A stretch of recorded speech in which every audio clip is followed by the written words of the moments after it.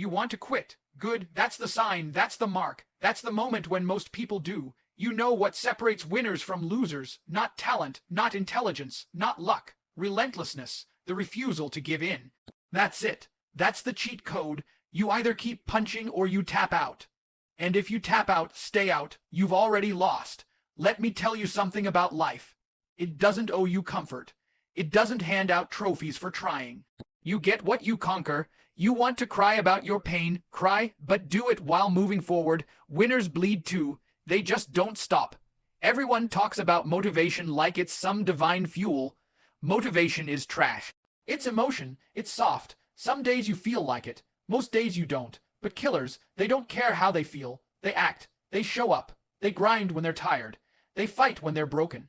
They crawl when they can't walk. That's the difference. You think success is supposed to be easy. You think greatness is some gentle climb. No, it's ugly, it's dirty, it's violent. It's 5 a.m. alarms when you're running on no sleep. It's training when your body says enough. It's walking into fire daily and coming out with scars. And if you're not ready to suffer for it, you don't deserve it. There will be voices, inside you, around you, whispering, give up, you've done enough, take it easy. Those voices. Kill them, rip them out, they're the reason you're average. Average is overcrowded, greatness is lonely, you don't get there by quitting halfway. Every man is given 2 choices in life: submit or dominate. Tap out or level up. If you choose comfort, you've chosen death.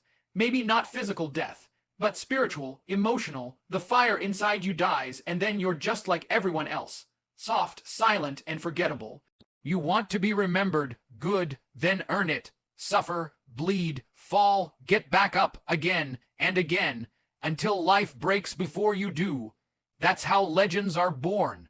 Not through luck, but through savage, consistent, merciless pressure. You think I haven't wanted to quit. I've been broke. I've been hated. I've been bruised, but I kept swinging, because every time I stood up after getting knocked down, I grew stronger. Life is a fight. You don't win it with smiles and dreams. You win it with scars. Discipline will make you do things that motivation never could. Obsession will drag you through hell when motivation taps out. You want to build a life worth living. Become obsessed. Get addicted to the climb. Fall in love with pain. Smile when it hurts. Because that means you're alive. That means you're pushing. You know who wins. The last man standing. Not the fastest.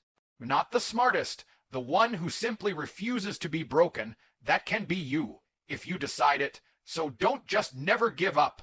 Like it's some cute quote. Live it. Be the man who keeps coming, keeps swinging, keeps rising no matter how many times he falls. When the world says quit, you say, watch me. Because at the end of the day, it's not about motivation. It's not about talent. It's not about support. It's you vs you, and only killers survive that war. Persistence is not emotion. It is calculation. Endurance is the most ruthless strategy of all. Persistence is often misunderstood. The average man thinks it's an emotional fire, something driven by inspiration, passion, or hope. But that is a child's view. Emotion rises and falls, weakens with fatigue, dies with doubt. Real persistence is not a product of how you feel. It is a decision, cold and calculated, to move forward regardless of what emotion says. It is not built on bursts of energy. It is built on the strategy of endurance. To endure is to understand that the game is not won in days or weeks. It is won in years. It is to know that in the long arc of time, the one who simply refuses to break will outlast kings, outwit geniuses, and outwork the talented. Persistence is not about speed. It's about permanence. You don't need to be the fastest, the loudest, or the smartest. You only need to be the last man standing, the one who didn't flinch, the one who didn't quit, the one who calculated that the pain of perseverance was less costly than the price of surrender. Emotions will betray you. They will scream, stop, rest, escape. They will seduce you with comfort, offer you excuses, convince you that slowing down is wise. But persistence sees emotion as background noise. It moves through fear, walks past fatigue, ignores the temporary chaos of discomfort because it is not a feeling, it is a system, a mindset wired to push through the storm while others wait for it to pass. You see, weak men are addicted to motivation. They search for sparks, quotes, speakers, videos, something to set their emotions on fire. But warriors rely on rhythm, discipline, strategy. They know that persistence is built from structure, from choosing in advance that no matter how they feel tomorrow, they will still show up, still grind, still move forward. They don't negotiate with themselves. They execute. Endurance is the most ruthless strategy because it wears the enemy down slowly. The battlefield of life is littered with those who came out loud, fast, strong, and broke apart after their first failure. Endurance doesn't need to win in one move. It grinds you into dust layer by layer silently. It doesn't ask for attention. It doesn't scream. It just keeps going like a glacier. Slow, quiet, but unstoppable. In a world addicted to instant results, the persistent man is dangerous. While everyone else is sprinting toward dopamine highs, chasing shortcuts and quick wins, the man of endurance builds in silence. He trains in the dark. He works without applause. He stacks brick on brick, knowing his fortress will outlast every castle built on emotion. And when the storm hits, and it always hits, he doesn't fold. He was built for it. Pain was in the blueprint. Persistence also requires brutal self-honesty. You must look in the mirror and say, I'm not there yet. I'm not good enough. But I will be. It doesn't deny your flaws. It makes you weaponize them. Every failure becomes feedback. Every setback becomes fuel. Quitting is simply not an option. It's deleted from the playbook. Most men want the reward. Few are willing to walk through the suffering required. But that's what persistence is. The walk through hell with your head held high, knowing that on the other side is not just success, but transformation. You don't just get stronger, you become untouchable.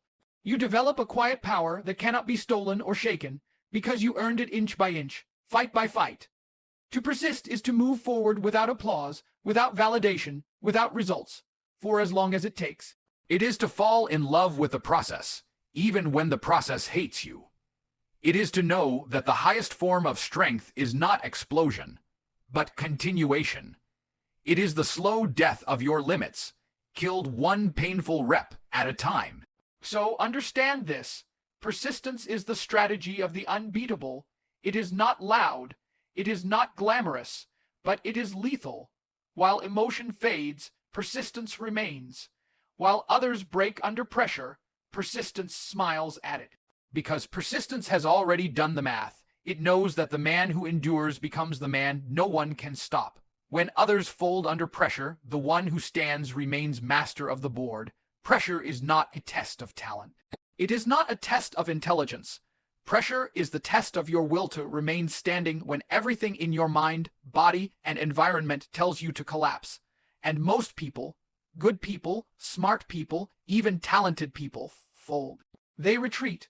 They crumble. They give up their position on the board because the weight feels unbearable.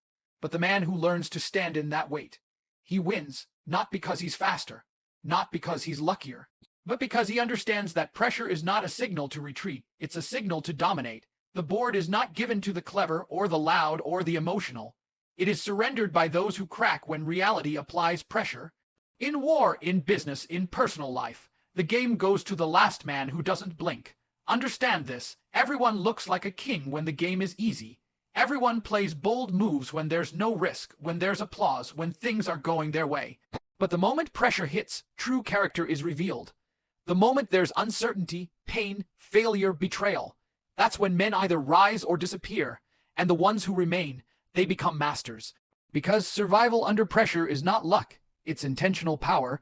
You have to make peace with pressure. You have to wear it like armor. Most avoid it. They fear being crushed by it, but pressure is not the enemy. It is the filter. It separates the talkers from the doers, the pretenders from the committed. Every challenge you face is not there to stop you. It's there to show you how many others it already stopped. Your job is to stand taller because of it. When others fold, the man who stands becomes dangerous. He becomes the reference point, the one people look to when chaos erupts. In teams, he becomes the leader. In battle, he becomes the standard. Why? Because he didn't break. When others lost their nerve, he kept his. When emotions ran high, his mind stayed cold. That's what pressure teaches you, to remain calm when the board is on fire. Pressure doesn't just test your resolve, it sharpens your instinct. In high stakes moments, thinking becomes clearer, moves become more deliberate, Everything slows down for the man who refuses to rush, and the ones who panic. They make sloppy choices, they collapse their defenses, they leave the board open, and the calm man claims it all. That's how empires are built, not in the easy turns, but in the high pressure plays where everyone else collapses. Do not fear those moments, seek them. The bigger the pressure, the greater the opportunity to rise above the rest. While others fold to temporary fear, you make permanent gains. Every time you hold your ground under stress, you build internal power. A power that doesn't come from motivation or hype, but from knowing you can hold the line. And once you know that, you become untouchable. You walk into fire and don't flinch. That is mastery. The man who folds is forgotten. The man who stands, he owns the board, because standing when others fall isn't just strength. It's leverage. It means you've taken the hits, seen the chaos, and still held your position. It means people must now play around you, not against you. They start reacting to your moves, not making their own. That's the power of resilience. You shift from survivor to controller. Don't underestimate how rare this is. Most fold quickly. They have a few bad days, a little criticism, one tough failure, and they throw in the towel, but the board doesn't care about your excuses. It rewards the man who keeps his strategy alive even when the pieces are burning. If you want to master your life, your craft, your destiny, you must build a mindset that pressure is where you come alive, not where you break. Every time you choose to stand under pressure, you're not just surviving, you're winning the unseen war. You're stacking invisible victories. The world might not applaud those moments, but trust this. They're the reason you'll be standing at the top when everyone else has disappeared. So when the heat rises, when the board feels unstable, when the world leans on your shoulders, do not fold. Stand, own the pressure, play the long game, because the man who remains standing after the collapse of others is no longer just a player. He is the master of the board. The pain you feel is a signal, not to retreat, but to dominate the moment. Pain is the most misunderstood signal in the world. Most people treat pain like an alarm that demands escape. As soon as it shows up mentally, physically, emotionally, they back away. They see it as a warning, a threat, something to be avoided at all costs. But that's where they fail, because pain isn't there to stop you. It's there to wake you up, to challenge you, to tell you that the moment you're in is real, meaningful, and yours to dominate, if you're strong enough to listen. Pain is not weakness. It is not failure. It is not defeat. It is the price of growth. It is the toll that must be paid to level up. The pain of early mornings, lonely nights, rejected calls, failed attempts, and long hours with no applause. That's not punishment. That's proof. Proof that you're in the fire where transformation happens.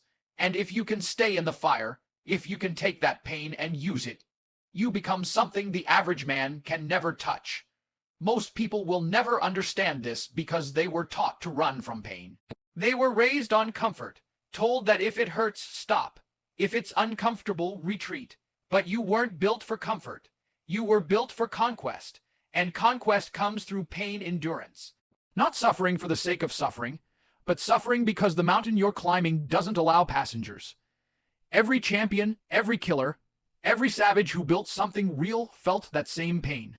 That deep ache in the bones, that frustration when nothing seems to move, that burn in the lungs, the doubt in the mind, the weight on the back, and they didn't see it as a sign to stop. They saw it as the test.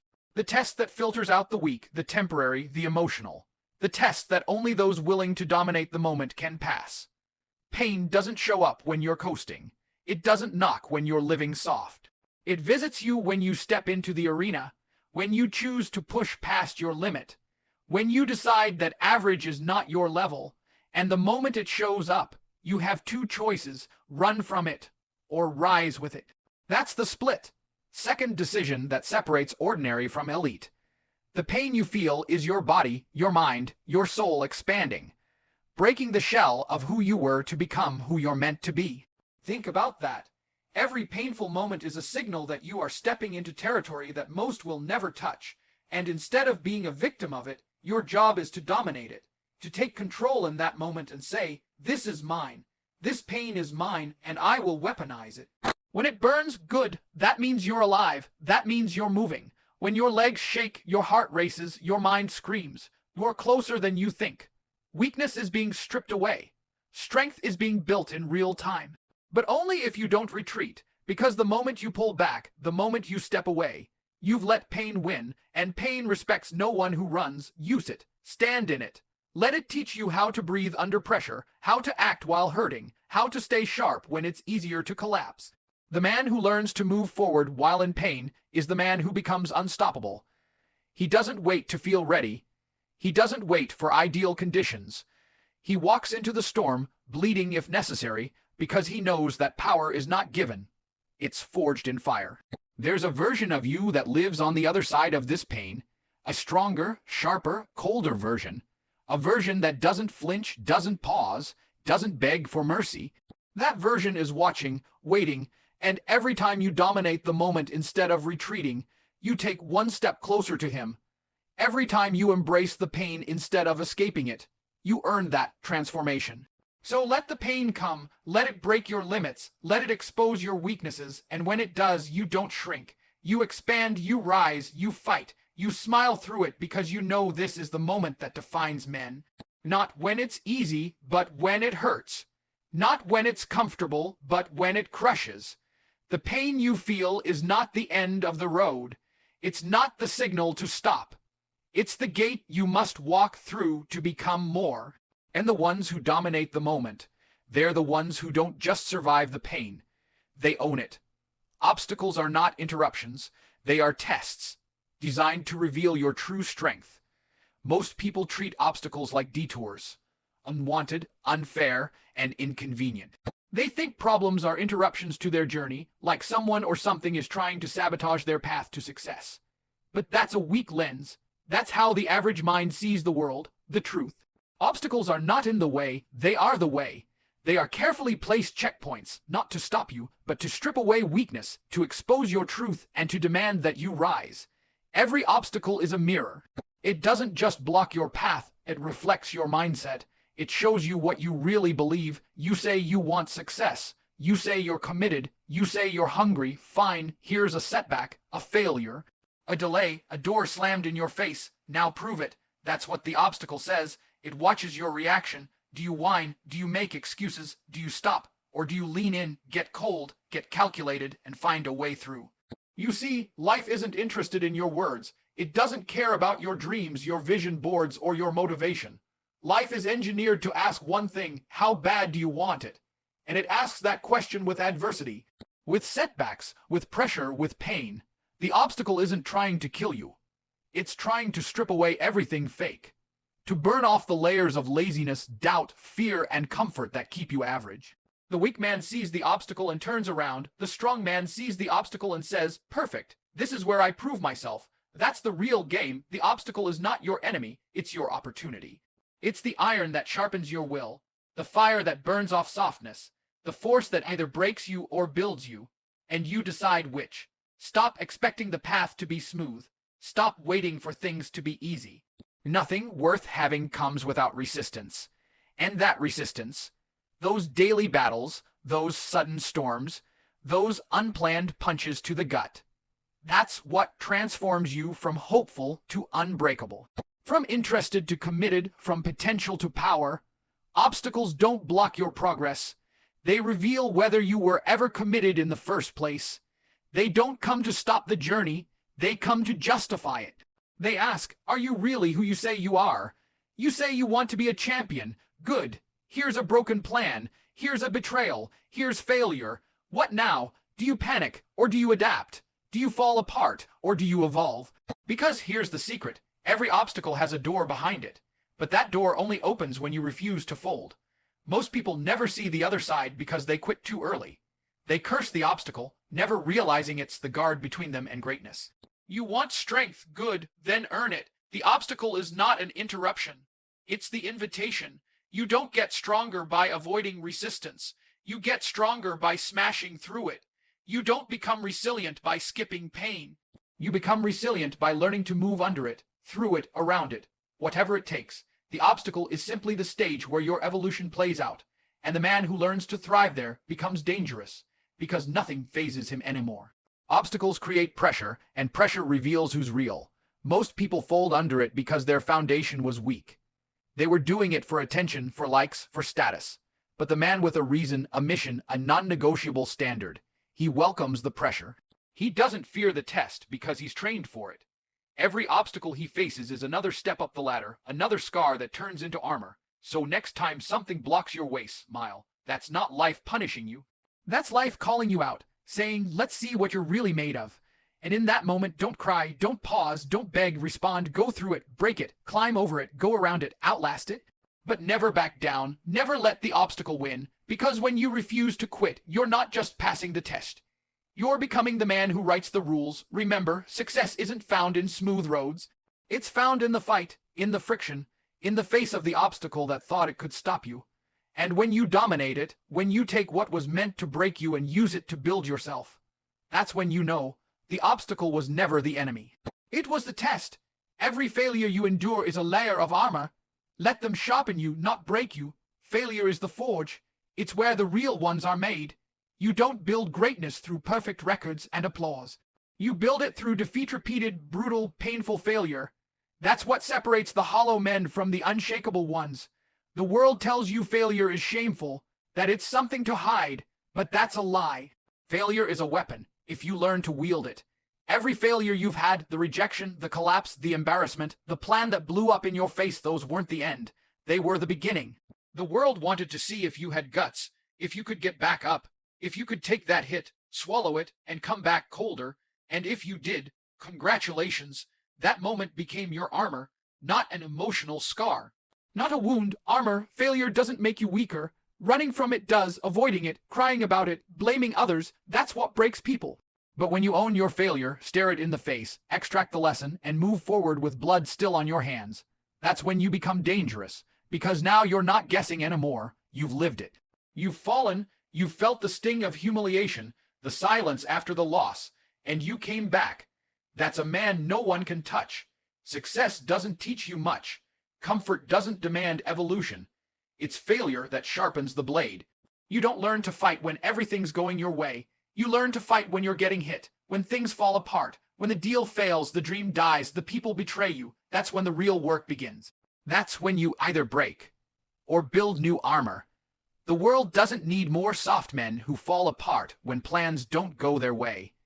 It needs men who have failed so many times, they've become immune to fear, immune to doubt, immune to hesitation. They move forward not because they're certain, but because they've been broken before and learned that they don't die from it. They get sharper, smarter, stronger. The fire doesn't consume them, it forges them. Every failure is a lesson with blood on it. You either take it and become more tactical, more ruthless, more resilient, or you let it break you into someone smaller than you were before. And the brutal truth is this: the men who become legends, the ones whose names live on, they're the ones who failed more than most ever tried, but each time they fell, they built new layers. They didn't hide from failure. They wore it. You want confidence, you want strength. Then stop fearing the fall, embrace it. Let it hit you, let it hurt, but don't let it halt you. Your next level is always hidden behind the lesson you refuse to learn. And that lesson will come wrapped in failure, wrapped in pain, wrapped in frustration. Good, let it. That's the only way to sharpen your edge. Armor isn't built in comfort. It's built through exposure, through surviving impact after impact. You don't walk into battle wearing silk. You wear steel, and steel is forged under pressure, under fire, under failure. The more you've been through, the less that can touch you. You become unshakable not because life gets easier, but because you get harder. Most people want the appearance of strength without earning it. They want the rewards without the process. But you were built different. You weren't made to be delicate. You were made to be undeniable. So when you fail, don't flinch, don't spiral, don't run. Take that hit like a savage, learn what it came to teach, and move again, with more power than before. Because when you treat failure like armor, you stop being afraid of anything. You become the kind of man who can't be broken. Not because you never fall, but because every time you do, you come back stronger, colder, more precise. You stop measuring yourself by outcomes and start measuring by endurance. Discipline, will, power, so wear your failures like armor. Let every loss be a lesson, every mistake a sharpening stone. The world will try to shame you for failing. Let them watch. Because one day they'll realize the man they mocked, the man they doubted, the man they counted out. That man built his empire out of failures, and every brick was a layer of armor they'll never be able to penetrate. He who suffers longer outlasts the loud, the flashy, the temporary. Be the shadow that never disappears. In a world obsessed with noise, applause, and instant attention, true dominance belongs to the one who can suffer in silence. The loud get noticed, the flashy get likes, the temporary ride the high for a moment. But when the lights fade and the crowd vanishes, it's the one still grinding in the dark that wins. Because the man who can suffer longer, deeper, and without recognition, he becomes immortal. Discipline isn't sexy, consistency doesn't trend, quiet suffering doesn't get applause, but all of it builds a foundation that no spotlight can create. You see them, men who rise fast, talk big, post louder, scream for validation. But their foundations are paper, thin. One storm, one setback, one moment without applause, and they vanish. Why? Because they were addicted to the stage, not the struggle. They were built on ego, not endurance. But you, if you can suffer, if you can hold the line when everything screams at you to quit, you become something different. You become the shadow that never disappears, the presence that doesn't need to be loud to be known. You haunt the minds of the weak, not with noise, but with presence. You don't demand respect. You command it, simply by enduring more than anyone else is willing to. Most men are obsessed with proving themselves. They want to show they're strong, fast, clever, impressive. But real strength doesn't prove it persists. It doesn't rush to shine. It chooses to suffer longer than everyone else and still move forward. And that kind of man becomes unstoppable, not because he's loud, but because he refuses to break. Suffering in silence sharpens you. It clears the noise. It strips away everything fake. When you suffer, there's no room for pretending. You can't fake consistency in the dark. You can't act resilient when no one's watching. The pain pulls the truth out of you, and that's where the real power begins. Because once you've faced yourself in pain and survived, no one else's opinion matters. Be the one who doesn't fold. Be the one who doesn't need attention to work. The one who doesn't vanish when it gets hard. The one who keeps going at 4 a.m. while the world sleeps. The one who buries excuses and replaces them with actions. Let the flashy ones talk. Let the loud ones bark. You just keep building, quietly, daily, brutally, until one day they realize they never stood a chance, because suffering builds capacity. Every hour you stay disciplined when it would be easier to quit, your threshold increases. Your mind becomes harder. Your spirit becomes deeper. You outgrow weakness. You stop being emotional. You start thinking like a weapon, like a machine. You become the one no one sees coming. But once you arrive, you don't leave. That's the power of the shadow. Understand this. The world rewards appearances, but it respects permanence. It admires charisma, but it fears consistency. Most people live in bursts. You move in silence. You don't need highs to keep moving. You don't need comfort to operate. You don't even need motivation, because you've turned pain into fuel, suffering into structure, and darkness into a home. They'll call you obsessed. Cold, unreachable, that's fine. That's what it looks like when a man refuses to quit. When he's made the decision to suffer longer than everyone else. While they party, you train. While they doubt, you believe. While they scroll, you work. Not for applause, not for status, for domination. And here's what they'll never understand. The shadow always outlasts the flame. Flash burns out, noise fades, but the man who stays consistent in the fire becomes timeless. He evolves beyond the need for recognition. He becomes inevitable. While the world cycles through trends and temporary stars, he builds something eternal. With scars, not spotlights. You don't need to be seen now. You don't need to be praised. Just keep suffering. Keep working. Let the pain bury your weakness. Let time build your legend. Let silence be your fuel. Because the longer you suffer without breaking, the less there is in this world that can touch you. You'll walk through storms like it's nothing. You'll carry weight that would crush most men, and you won't even blink. Because suffering is where you were made. So be the one they forget, until they can't ignore you. Be the one they laughed at, until you outlasted them all.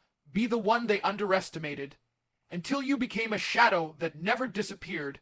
And when they finally notice, it'll be too late, because you'll already own everything they thought was theirs.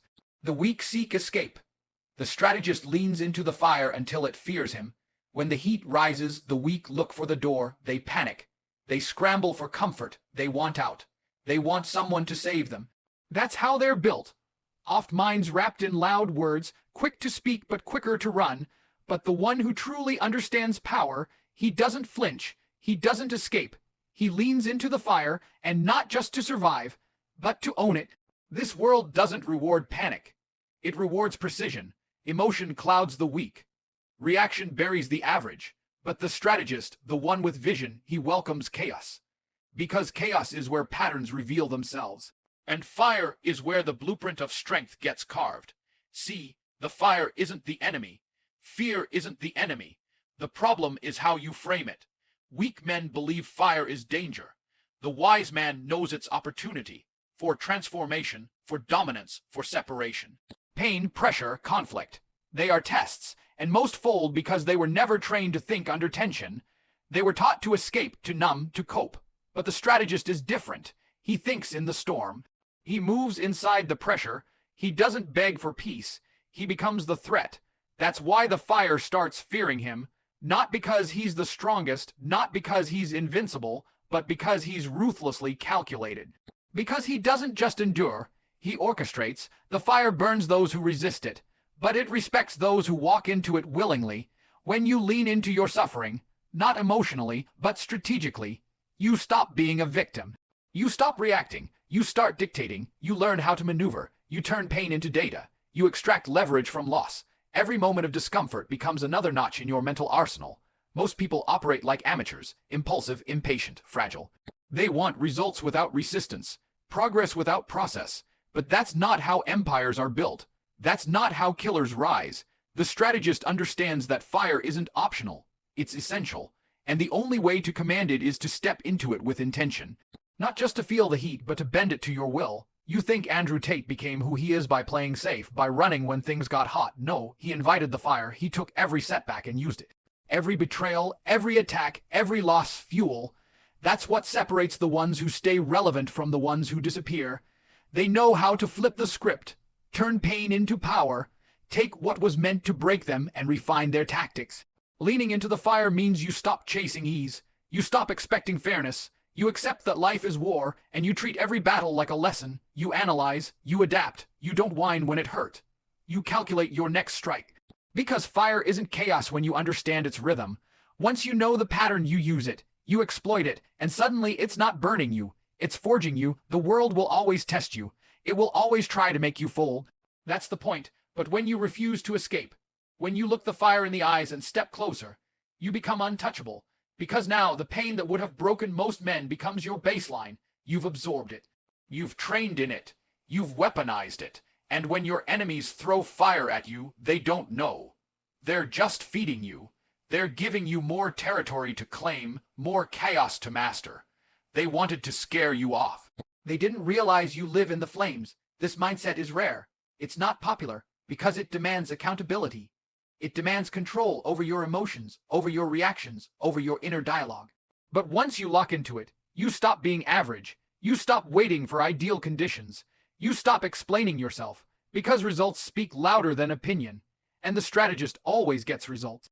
The weak seek escape, because they were never built to endure, but you were built to strategize, to lean into what others run from, to use pain as positioning, fire as clarity, pressure as proof. That's why you last. That's why you outmaneuver. That's why the fire fears you. So next time life throws flames your way, don't retreat. Step in, slow, cold, calculated. Let the fire come. Let it try to break you. Because it doesn't know what it's dealing with. You're not here to survive. You're here to conquer. And when the smoke clears, you'll still be standing. Unshaken, focused, lethal. Because the strategist doesn't run from fire. He becomes the reason it burns. Never giving up is not about hope. It is about power. Control the outcome by refusing to exit the game. The world romanticizes perseverance. They dress it up with soft words like hope, like belief, like someday it will work out. But that's not what real perseverance is. Real perseverance is power. It's dominance. It's a decision made in the bones, not to wish, not to hope, but to refuse to exit the game, no matter how brutal, how long, how hopeless it may seem. This isn't about emotions. It's not about staying positive. It's about staying present, staying locked in while everyone else walks off the field. That's power. That's what it means to be unbreakable. You don't need perfect conditions. You don't need the scoreboard to be in your favor. You need one thing, the will to keep playing when others quit. And that will becomes control. Control over your life, over your mind, over the result. Quitting isn't a decision. It's a surrender, and most people don't even know they've made it until it's too late. They check out slowly, subtly, a missed day here, a skipped rep there, excuses dressed up as strategy. But what they're really doing is exiting the game without admitting it. They're hoping someone else will win it for them, that the universe will reward their half effort. But the man who never gives up, he's playing a different game. He's not reacting. He's controlling. He knows that the game doesn't end until he says it does. Every loss, every failure, every delay, they're all just moves on the board. Temporary, irrelevant, because the one who refuses to leave still has leverage, still has presence, still has a say in the outcome. Control doesn't come from luck. It doesn't come from talent. It comes from duration. He who lasts leads, not because he's smarter, not because he's faster, but because he simply refuses to be erased. People forget that this is what power really is. Staying in the room when everyone else walks out. Showing up when it makes no sense. Staying focused when results betray you. That's not inspiration. That's a tactical decision. Never giving up isn't about blind optimism. It's about stubborn strategy. You don't keep going because you believe everything will magically align. You keep going because you know that exiting the game guarantees loss. But staying in keeps you dangerous. It means you can still pivot, still strike, still adapt. The man who's still playing still holds the sword, and make no mistake, refusing to quit makes others uncomfortable. They'll call you obsessive. They'll call you unrealistic. They'll say you should move on, be reasonable. But what they're really saying is this: your presence exposes their surrender, your persistence is a threat to their excuses, and deep down they know it. So let them talk, let them mock, because when the dust settles, only one man will still be moving forward. You, in a world built to wear you down, staying in the game is rebellion. You're not supposed to have this kind of focus, this kind of control, but that's exactly why it works. You become the constant, the immovable, and eventually the world bends, not to your emotions but to your presence. The job calls back, the body transforms, the opportunity opens, not because it was supposed to, but because you outlasted resistance. That's what no one tells you. The doors don't always open for the most qualified. They open for the most relentless, and if you stay in the game long enough, you outlive the doubt, you outlast the noise. You control the outcome not with noise but with time. This is how empires are built, not with perfect plans but with absolute refusal to fold. So control yourself, control your reactions, control your schedule. And most of all, control your presence in the fight. When you choose not to exit, you force the world to keep dealing with you. You create pressure, and pressure over time breaks obstacles. The truth is simple: quitting is a guaranteed loss. Staying in the game keeps you dangerous. You don't need motivation. You don't need clarity. You need presence. Relentless, stubborn, cold-blooded presence, day after day, round after round. That's what builds power. That's what builds legends. So stop chasing hope. Stop begging for signs. Look in the mirror and decide: I don't quit. I don't exit. I don't stop. That's it. That's the contract. And from that moment forward, you are in control. Not of every event, but of the one thing that determines every outcome: your ability to keep showing up when most can't handle it anymore. Let others talk about faith. You deal in force. Let others wait for miracles. You manufacture them, not with luck, not with feelings, but with a savage commitment to never leave the battlefield until it's yours.